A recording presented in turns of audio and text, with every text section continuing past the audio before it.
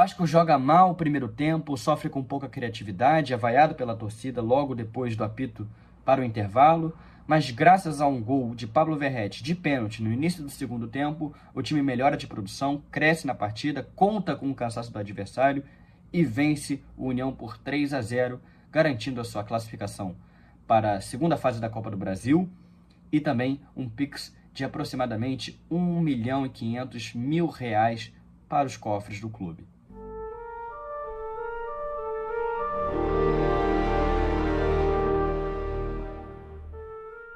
Saudações vascaínas, sejam bem-vindos a mais um vídeo de pós-jogo aqui do Analisa Vasco. Meu nome é Gabriel Nunes e eu convido a vocês a se inscreverem aqui no canal, ativarem os sininhos das notificações, deixarem um like, deixarem seu comentário também sobre a opinião de vocês sobre o jogo e compartilhar com seus amigos também, vascaínos do Brasil todo. Vamos fazer essa página aqui uma das maiores páginas de informação e opinião sobre o Clube de Regatas Vasco da Gama. E, gente, vamos lá.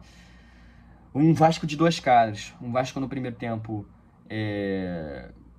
pelo menos mais da metade do primeiro tempo, com pouquíssima criatividade, um Coutinho um pouco participativo, um Alex Teixeira mais uma vez sumido em campo, que forçava jogadas, um pouco aproximação dos volantes, que é necessário numa formação, num time que não tem pontas de ofício. Enfim, um time muito desconexo. Eu gostaria de falar primeiro aqui, né, o primeiro ponto que eu queria abordar é justamente sobre a tática escolhida pelo Fábio Carille. Ele optou por um 4-4-2. Na transmissão do Sport TV, se vocês repararam bem, apareceu o 4-2-3-1, mas na verdade era um 4-4-2 defensivamente e ofensivamente. Um Alex Teixeira, enfim, já dei até um spoiler, né? Vou até me reformular aqui. O Vasco começou em campo com Léo Jardim, Lucas Piton, Lucas Freitas, João Vitor e Paulo Henrique. E na dupla de volantes, aí que está a diferença, né? Ao invés de ser uma trinca de volantes de criação, com o Tietê participando, que nem foi no último clássico contra o Flamengo, ele opta por tirar o Tietê e colocar mais um atacante. E aí ficou uma dupla de volantes, Hugo Moura e Matheus Cocão, como foi no ano passado, nas duas pontas, Alex Teixeira na esquerda e Lucas Zuccarello na direita. O Lucas Zuccarello é uma opção, obviamente, bem plausível, até porque foi uma das alterações feitas pelo Carille no início do segundo tempo que surtiram efeito no clássico contra o Flamengo. E hoje, mais uma vez, né, enfim, foi muito bem, foi uma das poucas peças que agradaram o torcedor no primeiro tempo. E no ataque, um Coutinho como se fosse um segundo atacante, caindo com um 10, e o Pablo Verratti como 9. No papel, isso parece realmente um 4-2-3-1. Mas na tática, você percebia que o Alex Teixeira, pelo menos no ataque, e o Zuccarello, eles ficavam espetados. Eles cumpriam uma função semelhante à do Adson no ano passado. Será que vocês se lembram?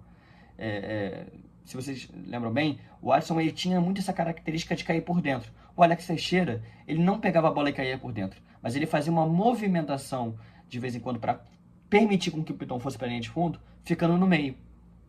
Então, ajudando na triangulação. Entende? Então, é uma tática semelhante à que o Adson fazia no ano passado, sem bola. Né? Sem bola. Só que, apesar dos 20 primeiros minutos terem sido muito agradáveis, de muita participação, muita troca de passes, depois disso o Vasco caiu de rendimento.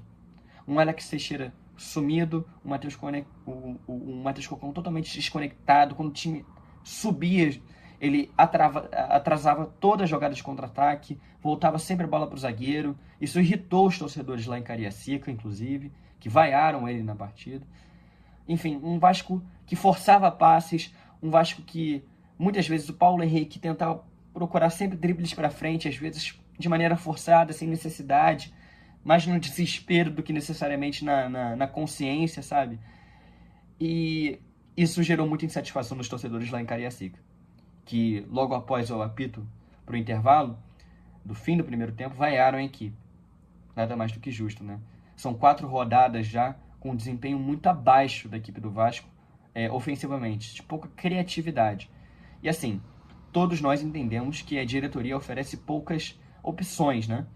Demorou muito no mercado para procurar um ponta, tá em negociações, inclusive, Benjamin Garré, o próprio Lloyd Augusto, mas assim, demora muito para trazer um reforço para o ataque. O Carille joga com pontas, mas sabendo do elenco que tem agora, eu acho que ele poderia apresentar mais com jogadores, né? Jogadores em campo, mas alternativas no meio, participação dos volantes no ataque, né?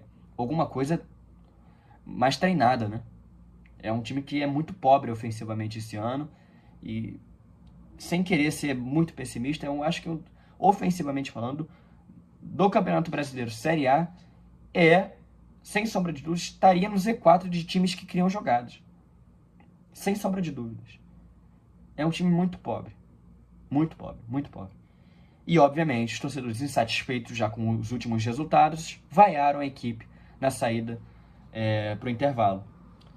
Então, o Carille, ele pensa, ele faz uma reflexão durante o intervalo, ele vê o que foi bom no primeiro tempo, que foi justamente a ultrapassagem de volantes, o Hugo Moura muitas vezes pela direita fazendo muito bem, atacando o espaço, nas costas do lateral do União de Rondonópolis.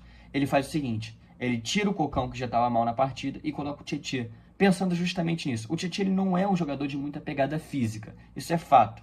Mas considerando que era um time que era quase inoperante no ataque, como o Colorado, né, de Rondonópolis, lá do Mato Grosso do Sul, ele decidiu assumir o risco. Ele colocou um Tietê, que ofensivamente é muito participativo, manteve o Hugo Moura para tentar controlar as ações junto com os dois zagueiros, João Vitor e Lucas Freitas, quase que na faixa do meio de campo, e propôs o time para frente.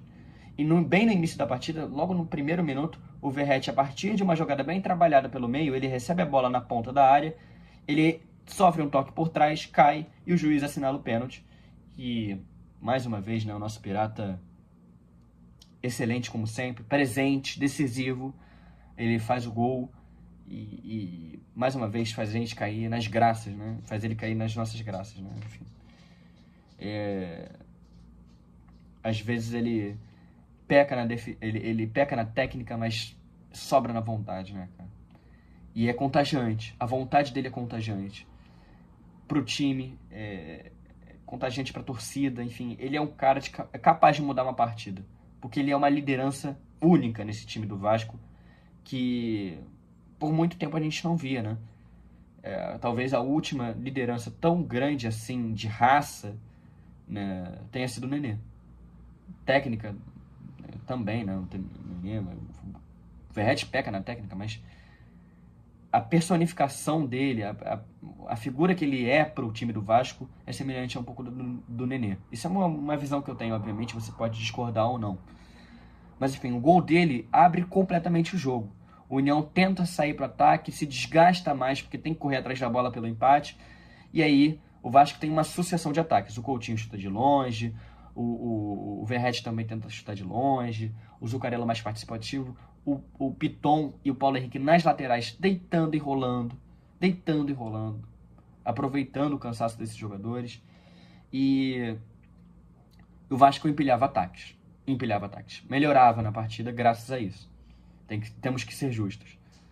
Se fosse uma equipe de quase mesmo patamar técnico que o Vasco e físico, provavelmente as coisas não seriam tão fáceis quanto foi no início do segundo tempo. E aí, o Carille, percebendo o cansaço dos jogadores do União, né, e as diversas alterações completamente afobadas do treinador deles, ele opta por fazer 3 alterações que foram fundamentais para a partida. Ele coloca o Payet no lugar do Felipe Coutinho, provavelmente por cansaço, inclusive eu queria deixar um questionamento depois para vocês. Ele tira o Alex Teixeira e coloca o Jean Davi, e tira o Zuccarello e coloca o Ryan. Essas 3 alterações mudaram completamente o comportamento do ataque do Vasco, que antes disso era majoritariamente na direita.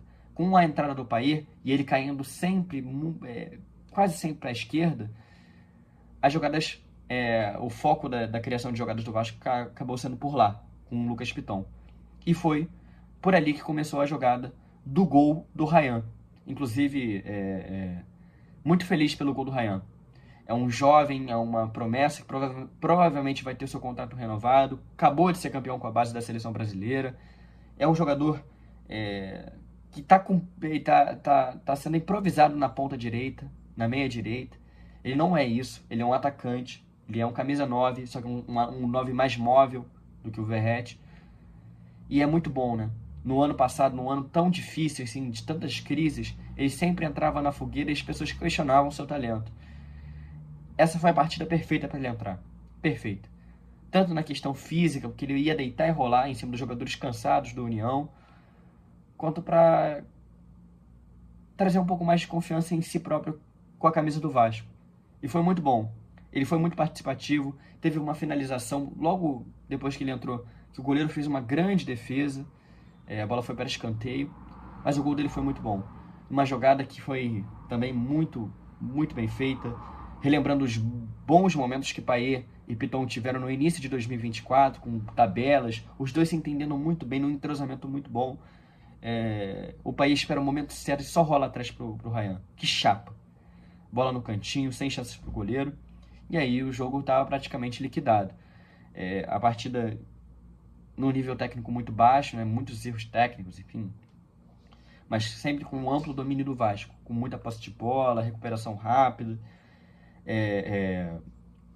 A partir dos 36 minutos, né, que foi o gol do Ryan, o Vasco deslancha ainda mais na partida, impõe mais e mais e mais ataques atrás no União de Rondonópolis, até que aos 37 minutos ele tira o PH, provavelmente para preservar um pouco o físico dele, porque no domingo já temos partida muito importante contra o Botafogo, para garantir a nossa classificação para as finais do Carioca, e coloca o Puma Rodrigues, que não foi tão participativo, mas, enfim, de qualquer maneira, agregou para trazer mais imposição física do Vasco na partida.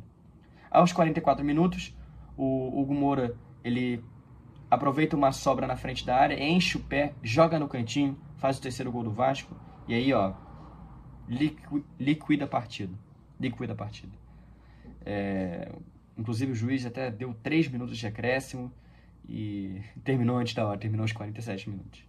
Mas enfim, o Vasco conseguiu uma boa vitória no fim das contas, um placar bom, a classificação garantida, R$1.500.000 nas contas do Vasco, que é fundamental nesse processo de reestruturação, e de certa forma o time acaba ganhando um pouco mais de ânimo para a partida contra o Botafogo no domingo, que vai ser fundamental para definir a nossa vida para as finais, se vamos ou não nos classificar para as finais do Campeonato Carioca.